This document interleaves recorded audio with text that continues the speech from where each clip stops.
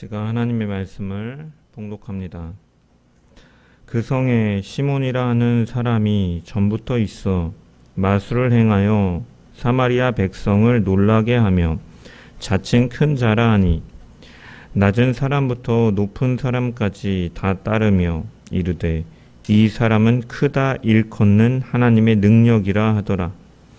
오랫동안 그 마술에 놀랐으므로 그들이 따르더니 빌립이 하나님 나라와 민 예수 그리스도의 이름에 관하여 전도함을 그들이 믿고 남녀가 다 세례를 받으니 시몬도 믿고 세례를 받은 후에 전심으로 빌립을 따라다니며 그 나타나는 표적과 큰 능력을 보고 놀라니라. 예루살렘에 있는 사도들이 사마리아도 하나님의 말씀을 받았다 함을 듣고 베드로와 요한을 보내매 그들이 내려가서 그들을 위하여 성령 받기를 기도하니 이는 아직 한 사람에게도 성령 내리신 일이 없고 오직 주 예수의 이름으로 세례만 받을 뿐이더라. 이에 두 사도가 그들에게 안수함에 성령을 받은지라. 시몬이 사도들의 안수로 성령 받는 것을 보고 돈을 들여 이르되 이 권능을 내게도 주어 누구든지 내가 안수하는 사람은 성령을 받게 하여 주소서 하니 베드로가 이르되 내가 하나님의 선물을 돈 주고 살 줄로 생각하였으니 내 은과 내가 함께 망할지어다. 하나님 앞에서 내 마음이 바르지 못하니 이 도에는 내가 관계도 없고 분깃될 것도 없느니라. 그러므로 너의 이 악함을 회개하고 주께 기도하라. 혹 마음에 품은 것을 사하여 주시리라. 내가 보니 너는 악독이 가득하며 불의에 매인 바 되었도다. 시몬이 대답하여 이르되 나를 위하여 주께 기도하여 말한 것이 하나도 내게 임하지 않게 하소서 하니라. 아멘. 말씀을 통한 주의 은혜와 평강이 모인 모든 주의 백성들 가운데 넘치기를 축원합니다. 지난 시간에 우리는 스데반의 순교 이후 큰 박해가 일어났고 이로 인하여 성도들이 교회가 흩어지는 일을 가졌지만 하나님께서는 그 흩어짐마저 복음이 확장되는 통로로 사용하셨다라는 사실을 살펴보았습니다. 예루살렘에 머물러 있던 성도들은 유대와 사마리아로 흩어졌고 이름 없이 흩어진 평범한 성도들까지 가는 곳마다 복음을 전했습니다. 하나님께서는 그들의 삶을 통해서 사마리아에도 복음이 전해지게 하셨고 많은 사람들이 예수 그리스도를 믿으며 하나님 나라 안으로 들어오게 하셨습니다. 그 가운데 빌립은 사마리아에 내려가 그리스도를 전했습니다. 말씀을 전하고 표적을 행함으로 병든 자들이 고침을 받고 귀신 들린 자들이 자유를 얻는 놀라운 일들이 벌어집니다. 그래서 성경은 그 성에 큰 기쁨이 있더라라고 기록을 합니다. 우리는 이 큰 기쁨이 무엇인지도 살펴보았습니다. 누가는 병고침과 귀신이 떠나가는 표적을 기록하면서도 그 중심은 빌립이 그리스도를 전파하였고 하나님 나라와 예수 그리스도의 이름을 관하여 전도하였다라는 사실을 반복해서 강조하죠. 그래서 이것은 표적 자체가 목적이 아니라 하나님께서는 이 빌립이 전하는 복음을 확증하시기 위해서 표적도 사용하셨음을 나타내고 그러므로 누가가 강조하고 있는 것은 기적이 아니라 복음이며 표적이 아니라 말씀이다라는 것이죠. 그래서 따라서 사마리아에 임한 큰 기쁨은 그들의 병이 고침을 받고 귀신이 떠나가는 그 기적 자체가 아니라 그 일들을 통하여 선포되어지는 복음을 믿고 그들이 예수 그리스도를 믿고 하나님 나라 안으로 들어가 하나님의 백성이 되었다라는 사실에 있다라는 것이죠. 그리고 오늘 본문은 바로 그 복음의 역사 속에서 이루어지는 이야기입니다. 사마리아 사람들은 복음을 들었고 하나님께서 행하시는 놀라운 표적들을 보았으며 이제 많은 사람들이 함께 세례를 받게 됩니다. 사도행전은 그 가운데 우리의 시선을 한 사람에게로 인도하는데 바로 마술사 시몬이죠. 그리고 이 시몬은 다른 사람들과 마찬가지로 복음을 듣고 성경은 그가 믿고 세례를 받았다라고 기록하고 있습니다. 더욱이 그는 빌립의 곁을 떠나지 않으며 따라다니면서 열심을 보이고 있죠. 그래서 여기까지만 보면 시몬은 다른 믿는 사람들과 조금도 달라 보이지 않습니다. 그런데 사마리아가 하나님의 말씀을 받았다라는 소식을 듣고 온 베드로 사도는 이 시몬을 향해서 내 마음이 하나님 앞에 바르지 못하다라고 선언을 하죠. 그리고 그에게 회개할 것을 촉구합니다. 왜 이런 일이 벌어지는가? 오늘 본문을 통해서 하나님께서는 이 시몬을 통하여 우리에게 참된 믿음이 무엇인가에 대해서 질문을 던지시는 것이죠. 참된 믿음은 무엇을 가장 귀하게 붙드는 믿음인가? 참된 믿음은 그 성령을 어떻게 바라보고 있는가? 참된 믿음은 어떠한 열매를 맺는가를 오늘 말씀은 우리에게 전하여 주고 있습니다. 그래서 우리는 이 말씀을 통해서 우리의 신앙을 비추어 보는 시간 되기를 소망합니다. 나는 참으로 예수 그리스도를 나의 구주와 왕으로 모시고 살아가고 있는가? 나는 하나님께서 주시는 복보다 하나님 자신을 더 사랑하는 믿음을 가지고 있는가? 오늘 말씀 앞에서 우리의 마음을 겸손히 돌아보고 하나님께서 기뻐하시는 참된 믿음으로 나아가는 시간 되기를 주의 이름으로 간절히 축원합니다. 먼저 9절의 말씀을 우리 다시 한번 한 목소리로 읽겠습니다. 9절 말씀 시작. 그 성에 시몬이라 하는 사람이 전부터 있어 마술을 행하여 사마리아 백성을 놀라게 하며 자칭 큰 자라 하니. 아멘. 여기 등장하는 시몬은 사마리아에서 전부터 있었다. 오랫동안 마술을 행하며 사람들의 주목을 받던 인물입니다. 여기서 언급되는 마술은 오늘날 무대 위에서 보여주는 눈속임과는 다른 개념이죠. 당시 헬레니즘 세계에서 마술은 어떠한 신적인 능력이나 영적인 존재와 연결되는 힘으로 그들은 이해하고 있었습니다. 그래서 사람들은 주문이라든지 주술, 점술, 부적 등을 통해서 신들의 힘, 능력을 빌릴 수 있다라고 믿었고 영적인 세계를 움직일 수 있다라고 생각했습니다. 그런 가운데 행해지는 것이 여기에 표현되는 마술인 것이죠. 더군다나 지금 이 빌립이 있는 이 사마리아 지역은 오래전부터 이 여호와 신앙과 이방 종교가 뒤섞여 있는 지역입니다. 이러한 역사적 배경 속에서 사람들은 이 영적인 능력이라든지 신비한 현상에 대해서 큰 관심을 가지고 있었기 때문에 시몬은 특별한 이 영적 능력을 가진 사람으로 인정받고 있었다라는 것이죠. 그래서 9절은 시몬 자신도 스스로 큰 자라고 하였다라고 기록하고 있습니다. 여기 자칭 큰 자라고 번역된 표현의 원문을 보면은 조금 더 강한 의미가 있는데, 직역하면 자기 자신이 어떤 위대한 존재라고 계속 주장하였다라는 뜻입니다. 한글 성경은 큰 자라고 번역해 놓았지만 누가는 원문을 보면은 어떠한 위대한 존재라는 다소 모호한 표현을 사용하고 있습니다. 그래서 이는 단순히 이 시몬이라는 사람이 유명한 사람이 되고자 했던 것이 아니라 자신을 신적인 능력과 연결된 특별한 존재처럼 사람들에게 인식시키고 있었다라는 것을 보여주고 있는 것이죠. 그래서 이어지는 10절에서 사람들은 그를 향해서 뭐라고 말합니까? 낮은 사람부터 높은 사람까지 다 따르며 이르되 이 사람은 크다, 일컫는 하나님의 능력이라 하더라 라고 그 사람들이 말하고 있는 것이죠.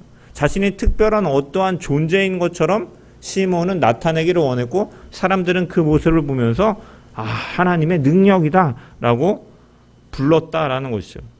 여기서 일컫는이라고 번역된 표현은 원문에서 수동형 분사 형태로 기록되어 있습니다. 그래서 누가는 이 시몬이 실제로 하나님의 능력이었다라고 말하고 있는 것이 아니라 사람들이 그렇게 불렀다라는 사실을 기록하고 있는 것이죠.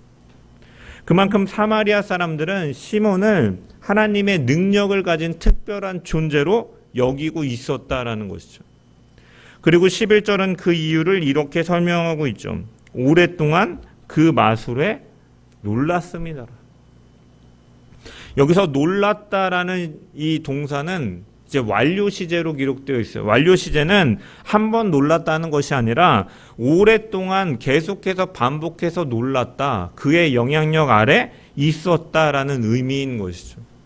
그래서 사람들은 이미 시몬에게 마음을 빼앗겨 있었고 그는 사마리아 사람들의 존경과 신뢰를 한 몸에 받고 있는 인물이었다라는 것이죠. 하나님께서는 바로 그곳에 빌립을 보내십니다. 12절의 말씀을 보면은 빌립이 하나님 나라와 민 예수 그리스도의 이름에 관하여 전도함을 그들이 믿고 남녀가 다 세례를 받으니 라고 기록하죠. 여기서 누가는 빌립이 단순히 복음을 전했다라고 말하고 있지 않고 하나님 나라와 민 예수 그리스도의 이름에 관하여 전도하였다라고 기록하고 있습니다. 여기서 이 무엇에 관하여 라고 번역된 이 전치사는 헬라어로 이 페리라는 단어인데 이 누가는 전치사를 이 하나님 나라에 관하여 그리고 예수 그리스도의 이름에 관하여 라고 이렇게 두 번에 걸쳐서 사용하고 있는 것이 아니라 이 한 번만 사용함을 통해서 이 하나님 나라와 예수 그리스도의 이름을 하나로 연결하고 있습니다. 다시 말해서 하나님 나라와 예수 그리스도의 이름을 별개의 주제로 다루고 있는 것이 아니라 하나의 복음으로 설명하고 있는 것이죠. 여러분, 하나님 나라는 장소가 아니라 왕이 다스리는 통치를 가리키는 것. 그래서 하나님의 통치를 가리키는 것입니다. 그래서 하나님 나라를 전한다라는 것은 곧 그 나라의 왕으로 오신 그 나라를 이 땅 가운데 우리 가운데 오게 하신 왕이신 예수 그리스도를 전하는 것이고 예수 그리스도를 전한다라는 것은 그분의 통치 아래로 사람들을 초청하는 것이죠. 그래서 구약의 선지자들은 하나님께서 장차 메시아를 보내셔서 영원한 나라를 세우실 것을 예언하였습니다. 그래서 다니엘 선지자 같은 경우에는 인자 같은 이가 영원한 나라를 받을 것을 예언하였고 이사야 선지자 같은 경우에는 한 아기가 우리에게 나셨으니 그의 나라와 평강은 영원할 것이다 라고 선포하죠. 그리고 그 약속이 누구를 통해 이루어집니까? 바로 예수 그리스도를 통해 이루어지는 것이죠. 예수님께서는 그래서 공생의 사역을 시작하시면서 가장 먼저 선포하신 말씀이 무엇이었습니까? 때가 찼고 하나님의 나라가 가까이 왔으니 회개하고 복음을 믿으라라고 선포하시는 것이죠. 왜 하나님의 나라가 가까이 왔다라고 말씀하십니까? 약속하셨던 왕이 그분이 오셨기 때문인 것이죠. 그래서 예수 그리스도의 오심으로 하나님의 통치가 선포되고 그 나라가 임한 것입니다. 그래서 또한 누가는 이제 빌립이 하나님의 나라와 예수 그리스도의 이름에 관하여 전도하였다라고 기록하고 있죠. 성경에서 이름은 어떠한 의미를 가지고 있습니까? 그 사람의 존재, 그 사람의 권위, 그 사람의 사역을 포함하는 의미인 것이죠. 따라서 빌립은 예수의 이름을 관하여 전하였다라는 것은 단순히 예수님이라는 그 이름을 소개한 것이 아니라 예수님께서 누구신지, 그분이 어떠한 권세를 가지고 계신 분이신지, 그분이 십자가와 부활을 통하여 어떠한 구원을 이루셨는지를 전하였다라는 것이죠. 다시 말해서 빌립이 전한 복음은 예수 그리스도께서 십자가와 부활을 통하여 죄와 사망의 권세를 깨트리시고 이제 누구든지 그분을 믿으면, 그리스도를 믿으면 하나님의 통치 아래 들어가 하나님의 백성이 된다는 기쁜 소식을 전한 것입니다. 그래서 이 말씀을 듣는 사마리아인들은 이 사실이 너무나 이들에게 있어서는 더욱 놀라운 소식입니다. 왜냐? 사마리아인들은 유대인들에게 멸시를 받았기 때문이죠. 언약 밖에 있는 사람처럼 여겨졌기 때문입니다. 그런데 그러한 자신들도 이제 예수 그리스도 안에서 믿음으로 하나님 나라에 들어가 하나님 나라의 백성이 되었다라고 선포하기 때문에 이것은 더욱더 큰 감격으로 다가오는 것이죠. 그래서 그렇게 복음이 전해지자 그곳에는 놀라운 변화가 일어나게 되는 것이죠. 오랫동안 시몬의 영향력 아래에 있던 사람들이 이제는 하나님 나라와 예수 그리스도의 복음을 믿기 시작한 것입니다. 그래서 12절은 그 변화에 대해서 이렇게 기록하고 있죠. 남녀가 다 세례를 받으니 라고 기록합니다. 세례는 복음이 사람들의 삶에 실제 변화를 가져왔음을 보여주는 표지이죠. 그 당시에 세례를 받는다라는 것은 그냥 어떠한 종교적인 행위로 이루어지는 것뿐만이 아니라 정말 그 사람이 예수 그리스도를 믿는 공동체 안에 속하였다. 그로 인하여 사회적으로 배척을 받고 유대 사회에서 때로는 제재를 받고 억울한 일을 당하여도 예수 그리스도에 속한 사람이라는 사실을 공개적으로 고백하는 행위인 것이죠. 특별히 누가는 이러한 일이 남녀가 다 있었다라고 기록하고 있습니다. 이는 몇몇 사람들의 변화가 아니라 사마리아 성 곳곳에서 복음에 받아들이는 역사가 이루어지고 있음을 강조하고 있는 것이죠. 그래서 오랫동안 시몬의 영향력 아래에 있던 사람들이 이제는 예수 그리스도를 믿고 하나님 나라의 백성으로 살아가기 시작하였다라는 것입니다. 사랑하는 성도 여러분, 우리는 이 말씀을 대하면서 우리가 기억해야 될 것은 무엇인가? 오늘날에도 교회가 가장 경계해야 될 것은 복음의 중심을 바꾸는 것이다.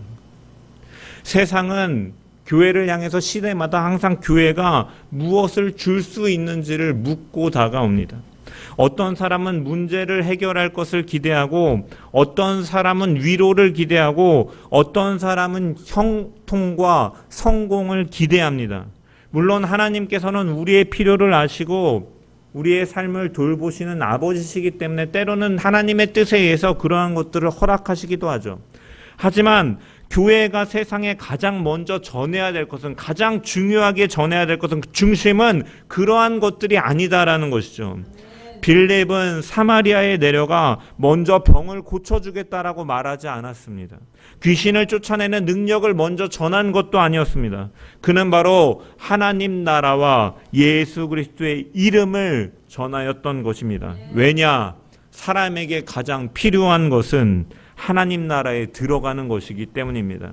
가장 큰 은혜는 삶의 문제가 해결되는 것에 있는 것이 아니라 예수 그리스도를 통하여 죄로 인하여 단절됐던 인간이 생명이신 하나님과 화목하게 되는 것이기 때문입니다. 그리고 이것이 바로 참된 믿음이 무엇인지를 우리에게 가르쳐 줍니다. 참된 믿음은 무엇을 붙드는 사람인가? 하나님께서 내게 무엇을 해 주실 것인가를 바라보기보다는 하나님께서 내게 어떠한 분이신가를 분명히 믿는 신앙이다라는 것이죠. 하나님께서 주시는 선물보다 하나님 나라와 예수 그리스도 그 자신을 가장 귀하게 여기는 믿음이 바로 참된 믿음인 것입니다. 그러므로 우리는 우리의 신앙을 돌아보아야 합니다. 나는 예수 그리스도를 사랑하기 때문에 하나님을 믿고 있는가? 아니면 하나님께서 내 삶에 무엇인가를 해주기를 기대하면서 하나님을 찾고 있는 것은 아닌가?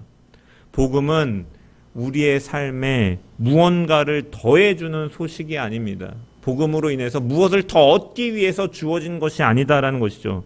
복음은 예수 그리스도께서 우리의 왕이 되시고 죄와 사망의 권세를 깨트리시고 우리를 그 가운데서 건져내셔서 하나님 나라로 옮기셨다라는 가장 기쁜 소식인 줄 믿습니다. 그러므로 우리는 어떠한 환경 속에서도 예수 그리스도 그분을 가장 귀한 분으로 붙들고 하나님의 다스림을 기쁨으로 받아들이며 하나님 나라의 백성답게 살아가는 저와 여러분 되기를 주의 이름으로 간절히 축원합니다. 이러한 복음의 역사는 이 시몬에게도 동일하게 일어나는 것처럼 보입니다. 13절의 말씀을 우리 같이 한번 읽어보겠습니다. 13절 말씀 시작. 시몬도 믿고 세례를 받은 후에 전심으로 빌립을 따라다니며 그 나타나는 표적과 큰 능력을 보고 놀라니라. 아멘. 여기서 누가는 시몬에 대해서 한 가지 사실만을 기록하고 있죠. 시몬도 믿고 세례를 받았다. 이 짧은 문장 때문에 이 신학자들이나 설교가들 안에서 오랫동안 이걸로 인해서 많은 논의들이 있어 왔습니다. 어떤 사람은 시몬의 믿음이 처음부터 거짓이었다라고 말하기도 하고, 칼빈 같은 경우에는 또 어떤 사람은 그 역시 참으로 믿었지만 이후에 큰 죄를 범한 것이다라고 이해하기도 합니다. 그러나 우리가 봐야 될 것은 누가가 실제로 무엇을 기록하고 있는지를 살펴봐야 되는 것이죠. 누가는 여기서 시몬의 믿음을 평가하고 있지 않습니다.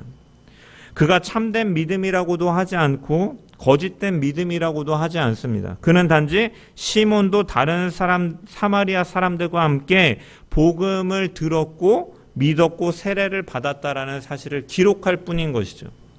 그러면서 누가는 한 가지를 덧붙입니다. 전심으로 빌립을 따라다니며 그 나타나는 표적과 큰 능력을 보고 놀라니라 라고 기록하고 있죠. 여기서 놀라니라라는 동사는 앞에서 사마리아 사람들이 시몬의 마술을 보고 놀랐다고 할 때 사용되었던 것과 같은 단어입니다. 이전에는 사람들이 시몬을 보고 놀랐다면 이제는 그 시몬조차도 하나님께서 행하시는 역사를 보고 놀랐다라는 것이죠. 그리고 누가의 관심은 이 시몬의 믿음에 있는 것이, 믿음의 여부에 있는 것이 아니라 이어지는 사건에 관심이 있는 것이죠. 그 시몬조차도 복음 안에서 놀랐다. 그리고 어떠한 일이 이루어지는가 14절에 보면 이제 예루살렘에 있는 사도들이 사마리아도 하나님의 말씀을 받았다 함을 듣고 베드로와 요한을 보내었다라고 기록하고 있죠. 그래서 이후에 이어지는 사건에 사실은 누가는 더 많은 관심을 두고 있는 것이죠. 그래서 예루살렘 교회는 사마리아 지역에 복음이 전해졌다라는 소식을 듣게 되고 이제 베드로와 요한을 이제 보내게 됩니다. 그리고 그들은 15절에서 16절에 보면 이렇게 기록되어 있죠.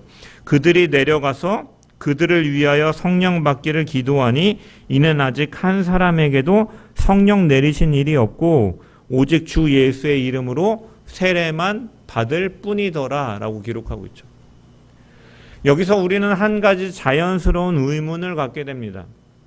왜 사마리아 사람들은 이미 복음을 믿고 세례까지 받았는데 성령이 아직 임하지 않았는가라는 것이죠.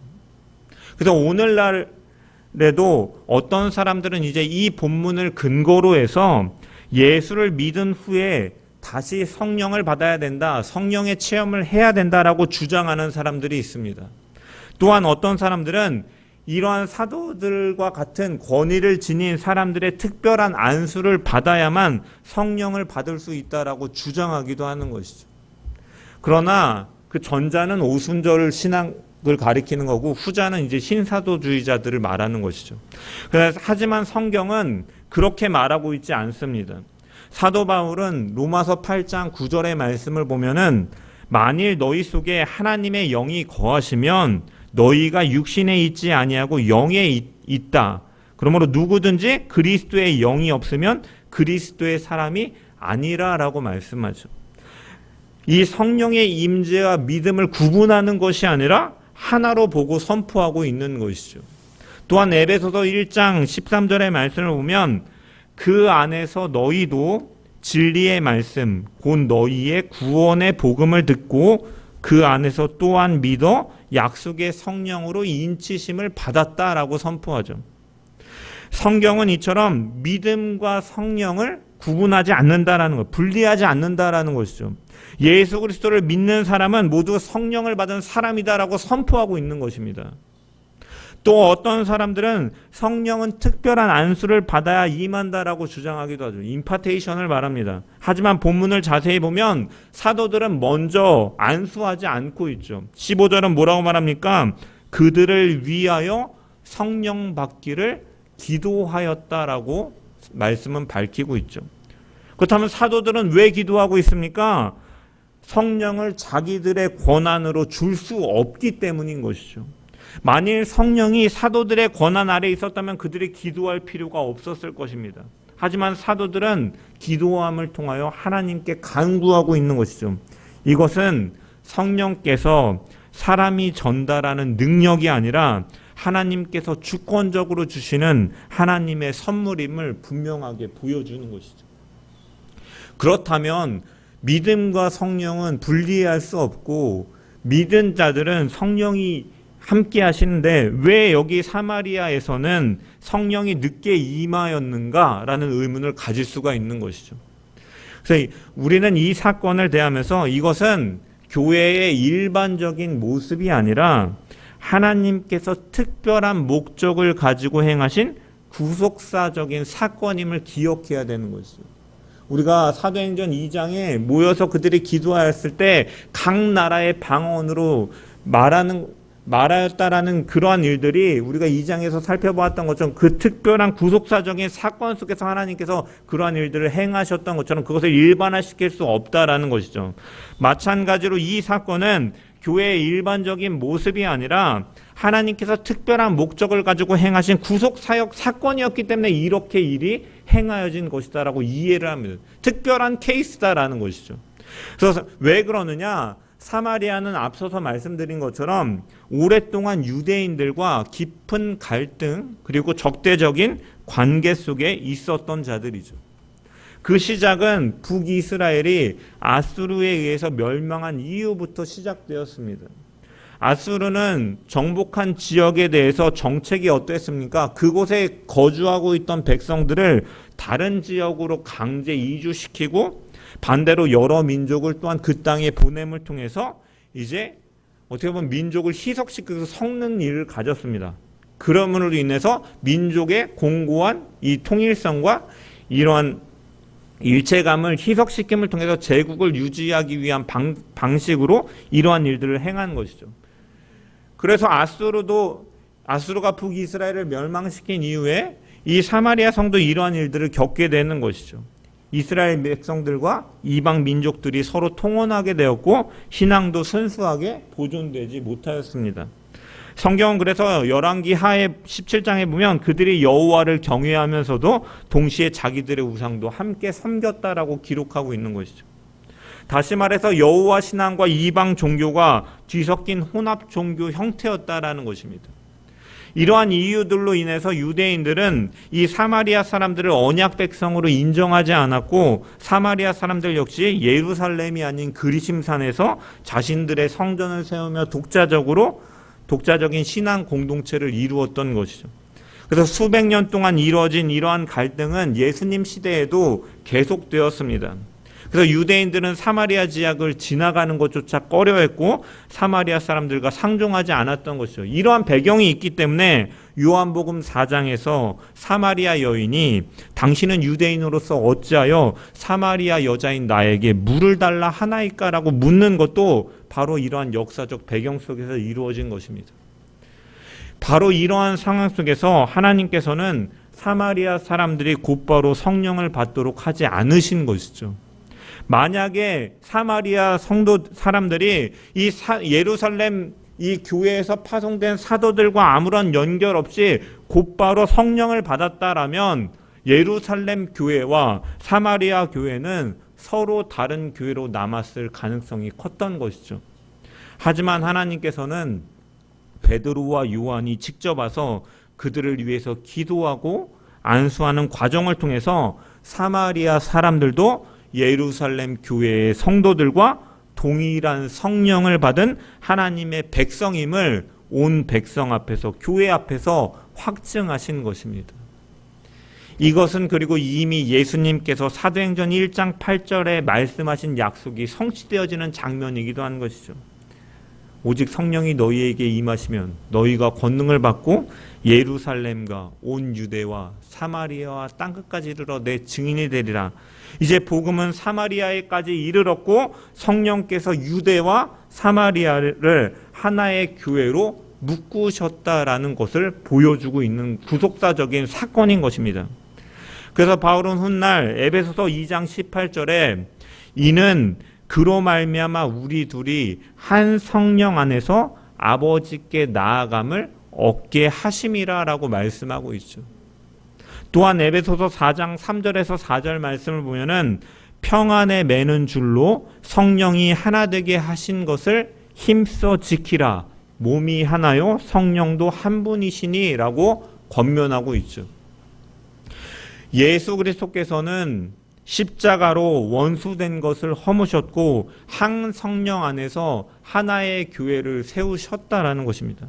그러므로 사마리아의 성령이 늦게 임한 것은 누군가의 안수가 필요했거나 믿은 이후에 성령의 체험을 따로 해야 하는 것이기 때문이 아니다라는 것이죠.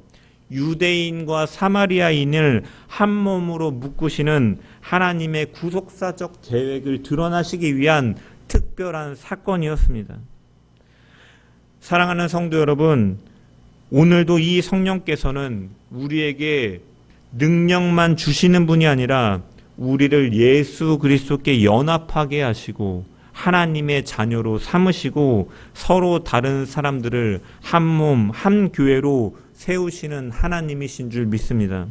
그러므로 참된 믿음은 그 성령을 바라보며 내 삶의 어떠한 문제를 해결하는 능력으로만 바라보지 않는 것이죠. 참된 믿음은 성령께서 바로 나를 하나님의 자녀로 삼으시고 교회의 한 지체로 세우시고 다른 성도들과 함께 한 몸을 이루게 하셨음을 기뻐하는 믿음인 것입니다. 나를 예수 그리스도께 연합하게 하시고 하나님의 자녀로 삼으시고 교회의 한 지체로 세우셨음을 기뻐하는 믿음이 바로 참된 믿음인 것입니다. 그러므로 우리도 성령께서 하나 되게 하신 것을 힘써 지키며 그리스도의 몸된 교회를 사랑하고 세워가는 저와 여러분 되시기를 주의 이름으로 간절히 축원합니다. 참된 믿음은 성령을 능력으로만 보는 것이 아니라 그분을 하나님으로 고백하고 그분께서 하신 일을 바라보며 그것을 기뻐하는 것이 믿음입니다. 바로 그 성령은 우리를 진리로 인도하셔서 하나님의 백성이 되게 하시고 성령 안에서 하나 되게 하심을 통하여 우리를 하나의 몸으로 예수 그리스도를 섬기게 하셨음을 기억하며 우리가 그 몸된 교회를 사랑하고 세워가는 주의 백성들로 참된 믿음으로 세워져 가기를 주의 이름으로 간절히 축원합니다. 그런데 이 놀라운 성령의 역사를 전혀 다른 눈으로 바라본 사람이 있었습니다. 18절과 19절은 그 모습을 우리에게 보여주고 있습니다. 우리 18절 19절의 말씀 한번 읽어보겠습니다. 시작. 시몬이 사도들의 안수로 성령 받는 것을 보고 돈을 들여 이르되 이 권능을 내게도 주어 누구든지 내가 안수하는 사람은 성령을 받게 하여 주소서 하니. 누가는 먼저 시몬이 보았다라고 기록하고 있습니다. 여기서 보았다라는 표현은 단순히 눈으로 바라보았다라는 의미가 아닙니다. 누가는 이 단어를 계속해서 반복해서 사용하고 있죠. 처음에는 사마리아 사람들이 시몬을 보고 놀랐고 13절에 시몬이 빌립을 통해 나타나는 표적과 큰 능력을 보고 놀랐고 그리고 이제 시몬은 사도들의 안수를 통해서 성령께서 임하시는 하나님의 역사를 보고 있는 것이죠. 흥미로운 것은 시몬이 보는 대상은 계속 달라지는데 보는 방식은 변하지 않았다라는 거예요. 그는 여전히 하나님의 역사를 능력의 관점으로만 바라보고 있는 것이죠. 그래서 그는 성령을 구하지 않습니다. 하나님을 구하지도 않습니다. 19절을 보면 시몬은 이렇게 말합니다. 이 권능을 내게도 주십시오. 여기서 권능이라고 번역된 단어는 헬라어로 엑소시아라는 단어이죠. 권세, 권한을 의미하는 단어입니다. 시몬은 성령을 하나님의 인격으로 바라본 것이 아니라 자신이 소유하고 행사할 수 있는 능력으로 이해하고 있는 것이죠. 왜 이런 생각을 그가 하였는가? 시몬은 오랫동안 마술사로 살아왔기 때문입니다. 당시 마술사들의 세계에서는 자신이 가진 주문이라든지 주술, 이 비법을 돈을 받고 전수하는 일이 흔했기 때문이죠. 그래서 더 큰 능력을 얻기 위해서 유명한 저명한 마술가를 찾아가서 주문을 사기도 하고 주술을 배우기도 하고 그것을 얻기 위해서 돈을 지불하고 더 강한 영적인 힘을 배우는 것이 자연스러운 문화였기 때문에 시몬도 사도들을 보면서 이 능력도 돈을 주면 얻을 수 있겠구나라고 생각하고 행동한 것입니다. 그래서 겉으로는 복음을 받아들인 것처럼 보였지만 하나님의 역사를 바라보는 그의 마음은 여전히 이전의 사고방식 안에 머물러 있는 것이죠. 그러나 성령은 어떠합니까? 사람이 마음대로 사용할 수 있는 능력이 아니다라는 거예요. 성령은 성부와 성자와 함께 영원부터 계시는 하나님이시죠. 그러므로 성령은 돈으로 살 수도 없고 사람의 뜻대로 움직일 수도 없다라는 것이죠. 그래서 베드로는 20절에서 바로 그 점을 책망하고 있는 것이죠. 베드로가 이르되 내가 하나님의 선물을 돈 주고 살 줄로 생각하였으니 내 은과 내가 함께 망할지어다 라고 선포합니다. 여기서 베드로는 성령을 하나님의 선물이라고 표현하고 있죠. 여기 선물로 번역된 헬라어는 도레아라는 단어인데 이 단어는 값을 지불하여 얻는 대가가 아니라 은혜로 거저주시는 하나님의 선물을 의미하는 것이죠. 그래서 성경은 사실은 같은 진리를 반복해서 말씀합니다. 구원도 하나님의 선물이요, 영생도 하나님의 선물이다라는 것이죠. 성령도 하나님의 선물이다라는 것. 하나님께서 주시는 것은 어느 하나도 인간의 공로나 돈으로 노력으로 얻을 수 없다라는 것이죠. 모든 것이 하나님의 은혜다라는 것입니다. 그런데 시몬은 하나님의 은혜까지도 거래할 수 있는 대상으로 생각한 것이죠. 그는 여전히 하나님의 나라를 자신의 옛 가치관으로 이해하고 있는 것입니다. 그래서 베드로는 21절에서 문제의 핵심을 지적하고 있죠. 하나님 앞에서 내 마음이 바르지 못하다. 여기서 바르다라는 말은 헬라어로 유데이아라는 말인데 곧다 올바른 방향을 가리키는 의미입니다. 베드로는 시몬의 행동이 아니라 그의 마음의 방향을 말하고 있는 것이죠. 사람들 앞에서 믿는 사람처럼 보였고 세례를 받았고 빌립 곁을 떠나지 않았지만 그러나 하나님 앞에서 그의 마음은 곧지 않았다라는 것이죠. 올바른 방향이 아니었다라는 거예요. 그의 마음은 여전히 하나님보다 다른 것을 향해 있었다라는 것입니다. 그래서 베드로는 22절에 매우 중요한 말씀을 합니다. 그러므로 너는 이 악함을 회개하고 주께 기도하라. 혹 마음에 품은 것을 사하여 주시리라. 여기서 베드로는 두 가지를 말하죠. 먼저 회개하라. 그리고 주께 기도하라. 만일 시몬에게 아무런 소망도 없었다면 베드로는 회개를 명하지 않았을 것입니다. 그래서 베드로는 그를 정죄하는 것으로 끝내는 것이 아니라 회개하고 하나님께 기도하라라고 권면하고 있죠. 여기서 우리는 성경이 말하는 회개를 잘 이해할 수 있습니다. 회개는 단순히 잘못을 인정하는 것만이 아니죠. 또한 회개는 죄를 두려워하는 것도 아닙니다. 회개는 무엇이냐? 하나님을 떠나 있던 마음이 하나님께로 돌이키는 것이 회개인 것이죠. 하나님의 은혜를 이용하려던 사람이 하나님 자신을 사랑하게 되는 것이 회개입니다.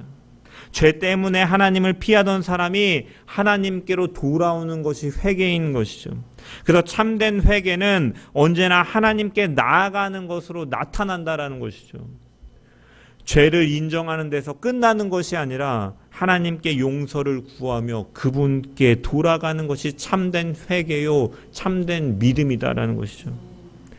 이어지는 23절에서 베드로는 시몬의 영적인 상태를 진단합니다. 내가 보니 너는 악독이 가득하며 불의에 매인 바 되었도다. 여기서 악독이라고 번역된 표현의 원문을 보면은 이 단어는 쓴 담즙이라는 의미를 가진 단어이고 이 표현은 신명기 29장 18절에 하나님을 떠나 우상을 섬기는 패역한 마음을 가리킬 때 이 단어가 사용됩니다. 한글 성경은 이 단어를 독초와 쑥의 뿌리라고 번역해 놓았지만 이것을 히브리어 구약 성경을 헬라어로 번역한 70인역에서는 이 담즙과 쓰라림이라는 의미를 가진 표현의 단어로 번역해 놓았습니다. 따라서 베드로는 이 시몬의 문제를 단순한 실수나 욕심으로 보고 있는 것이 아니라 하나님보다 다른 것을 더 사랑하는 마음, 곧 하나님을 떠난 우상 숭배적인 마음으로 지적하고 있는 것이죠. 또 불의에 매인 바 되었다라는 말씀은 죄가 그의 마음을 묶고 있다라는 뜻입니다.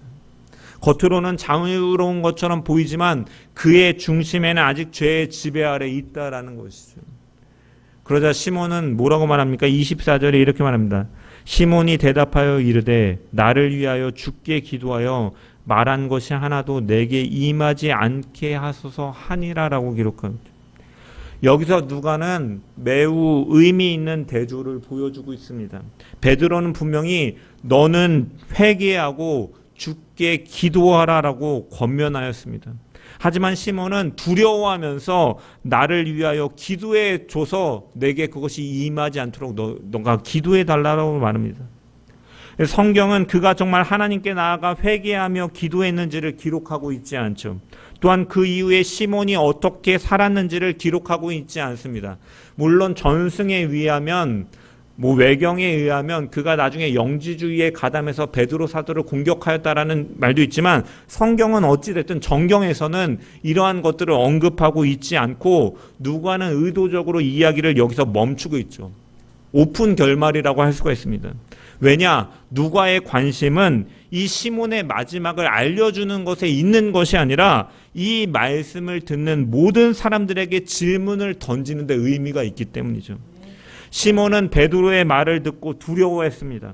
그러나 성경은 그가 하나님께 직접 회개하며 기도했다라는 기록을 남기지 않습니다. 오히려 그는 나를 위하여 기도해달라고 말하고 있는 것이죠. 여기서 우리는 두려움과 참된 회개의 차이를 생각하게 되는 것이죠. 심판을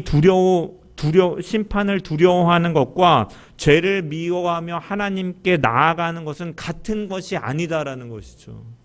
가룟 유다도 자신의 죄를 괴로워했습니다. 하지만 그는 주께로 돌아가지 아니했죠. 하지만 반대로 베드로는 통곡하며 울었고 다시 주님께 돌아오는 차이가 있었던 것이죠. 이처럼 참된 회개라는 것은 단순히 죄의 결과를 두려워하는 것이 아니라 하나님께로 돌아오는 것이 참된 회개이며 이것이 바로 참된 믿음이다라는 것이죠. 누가는 시몬의 마지막을 기록하지 않습니다. 왜냐하면 우리의 관심을 시몬에게 머물게 하려는 것이 아니라 오늘 우리의 마음을 비추어 보게 하려는 것이기 때문이죠. 하나님께서는 우리에게 시몬을 정죄하라고 이 말씀을 주신 것이 아닙니다. 오히려 우리의 마음을 비추어 보라고 주신 것이죠. 우리 역시도 하나님보다 하나님께서 주신 복이나 그러한 다른 것들에 더 관심을 두고 있지 않은가. 하나님을 믿는다라고 말하면서도 여전히 세상적인 관점과 관심을 가지고 하나님을 대하고 있지는 않는가. 성령을 하나님으로 사랑하기보다는 내 삶을 변화시켜줄 능력으로만 생각하고 있지는 않는가. 오늘 본문은 우리에게 참된 믿음이 무엇인지를 분명하게 가르쳐주고 있습니다. 참된 믿음은 하나님 나라와 예수 그리스도를 바라보고 붙드는 믿음이다라는 것이죠. 참된 믿음은 성령을 능력으로만 바라보는 것이 아니라 하나님으로 믿는 믿음. 그분은 우리를 그리스도와 연합하게 하시고 교회의 지체로서 하나 되게 하시는 분임을 믿는 믿음. 그래서 교회를 사랑하고 주님을 사랑하고 그 하나님께 헌신하는 믿음인 것이죠. 그리고 참된 믿음은 하나님보다 다른 것을 사랑했던 마음을 버리고 하나님께로 돌아오는 것이 참된 믿음임을 우리에게 드러내고 있습니다. 오늘도 하나님께서 우리의 마음을 새롭게 하셔서 하나님께서 베푸시는 은혜를 감사히 누리되 그 은혜보다 그 은혜를 베푸시는 하나님을 더욱더 사랑하고 하나님의 선물보다 선물을 주시는 하나님을 더욱 귀하게 여기며 바로 그 예수 그리스도를 우리의 가장 큰 보배로 붙들고 살아가는 저와 여러분 되시기를 주의 이름으로 간절히 축원합니다.